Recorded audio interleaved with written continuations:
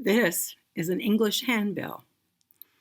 Hi, I'm Kate Bennett, Director of Music at the Presbyterian Church of Chestertown, Maryland. And we are very fortunate in our church to have a handbell choir, to have a 3-octave plus a little set of English handbells. And we have a wonderful choir who plays them, ringers. They're called English handbells because the origin is from England of handbells, but they're made in America, the ones we have. English handbells really are descended from tower bells in England. You know, big towers where you had to pull heavy ropes to pull these huge bells.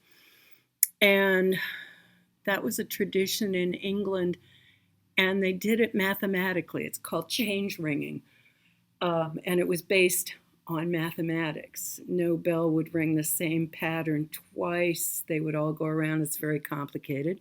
So they required a lot of practice in order to achieve what they were supposed to. Well, big tower bells in a small village are very loud. So when people wanted to practice, it would drive the villagers crazy. They devised a couple things. One are dumbbells, which were wooden, that people could practice on, and they figured out to make smaller bells with leather handles that people could practice on at home, in the pub, different places. So that is the descendant of our handbells. There were usually 5 to 12 in a bell tower. In the 18th century, they were brought to America by the Peak family ringers. And let's see, P.T. Barnum also in 1840 brought a group of ringers from Lancashire, England, to America. He dressed them up in little alpine outfits so they would look like they were Swiss. He was quite the showman.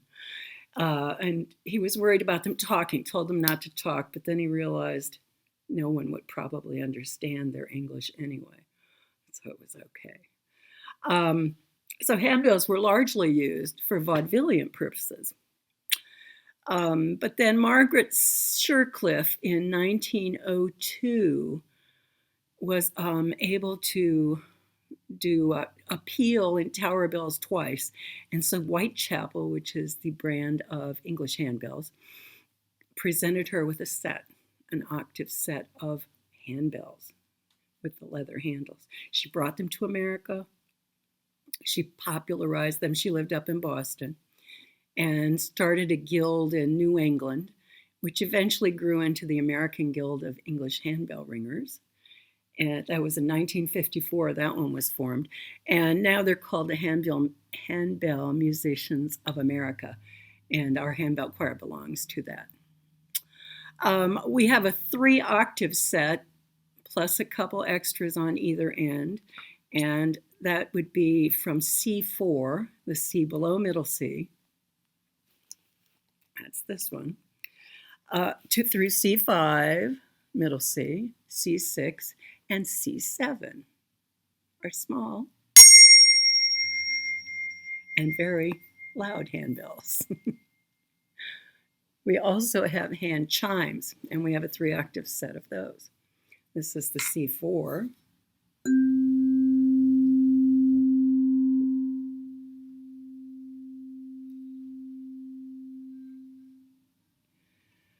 And handbells have many different techniques. In order to play them, you need to read your notes because each ringer is responsible for 2 bells, for example, C and D. But then you also have the accidentals because they're a chromatic set of bells. So you have C sharp and D sharp as well. So you have to read a little bit of music, be able to read it. But then there's a lot of techniques involved too. There are mallets, which you can hit the bells with on the table, or here's a hitting on the table, or suspended bells, which are in the air. And in the small bells, that really sounds kind of, I have the wrong mallet. Anyway, they sound really cool. And then there's also a newer technique called singing bell, which was derived from Tibetan singing bowls.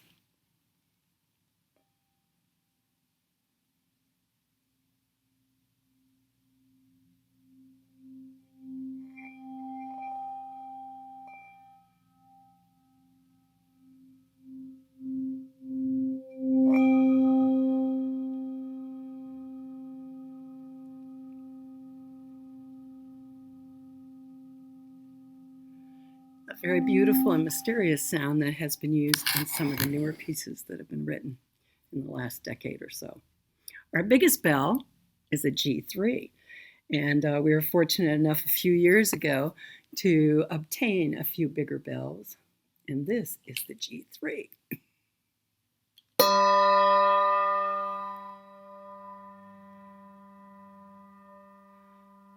That's a big bell. When we go to bell conferences, there are even bigger bells and smaller bells. And the bigger ones, these are made of bronze. But as they get bigger, they're made of aluminum because they're just too heavy to pick up. Bronze is what our set is made of. Our set is made by Malmark in Pennsylvania.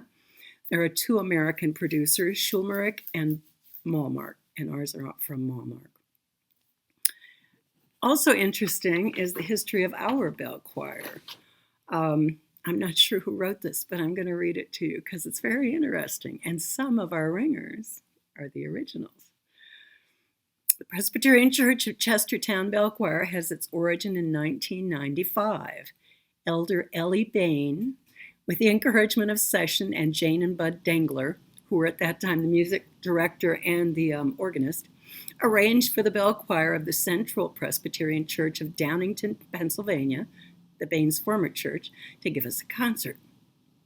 Their visit was great and met with much enthusiasm, and everyone thought, a bell choir, that would be a fine addition to our music program. Early supporters were many. Over the next few years, there were various discussions, but the time never seemed right. How to fund the bells was the problem. Bells are very expensive. The bigger ones, obviously, more expensive than the small. Could we get enough interested people? There were other needs of the church, but the talking still went on. Finally, in 1998, the time was right. The new organ in our sanctuary, which at that time was the Fellowship Hall, was in place for 2 years. The choir was getting new robes, new hymnals were on order. It seemed okay to try for a bell choir. Now, the response to the fund drive was encouraging, and in 1 month, 1/2 of the needed money had been subscribed, and more was expected. So the bells, 3 octaves, were ordered for delivery in September. After church one Sunday in September, a brief organizing meeting was held with 10 people. Rehearsal was scheduled to be Thursdays at 4:30. We still rehearse on Thursday afternoons. The first rehearsal was held on September 24th with 12 people. Bud Dengler, the patient and courteous drill master, taught everyone how to set up the tables the right way, the need to wear white gloves when handling the bells, and the tradition of bell ringing. And so they started. The most frightening part was Bud's announcement he had already scheduled the first public playing for Reformation Sunday, October 25th. Some days the music sounded good, and some days it sounded like the beginners we were, and so it went. Reformation Sunday. With a few tense nerves, the bell choir marched in. First the announcements, followed by a few deep breaths. Performance anxiety is real. And then the Westminster chimes were rung to open the service, and Holy, Holy, Holy was played on bells, organ, choir, and sung by the congregation. 14 people heaved a large sigh of relief and sat down. And these are who they were. Patsy Alverson, Bill Bain, Ellie Bain, Ruth Cameron, Bobby Chase, Dorothy Picard, Sue Speakman, Chris Walmsley, Julia Walmsley, Courtney Williams, Rachel Williams, Jane Wright, and of course, Jane and Bud Dengler. In December of that year, the bells were part of 3 services of worship, and also we welcomed Brenda Kaline to our group. And so the beat goes on. If you know who wrote that, let me know, okay? Someone who was there when. So it's a wonderful addition to our music program to have the handbell choir, and I really appreciate the musicians that give their time every Thursday to rehearse, come on Sundays, and work very hard. Some of them even practice at home on wooden spoons. All right.